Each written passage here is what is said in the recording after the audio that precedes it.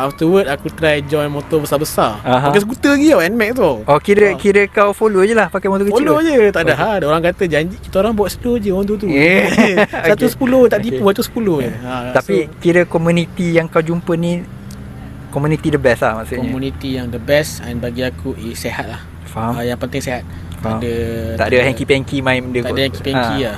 Yes. Okay. Faham. Lepas tu daripada NMAX. NMAX lepas tu afterwards satu motor ni which aku tak nak mention lah motor ni. Okay lah, tak payah cerita brand apa. Kan kena saman lah kita nanti. Motor tu memang buat hal tu. So okay, skip to that. After that aku main Kawasaki.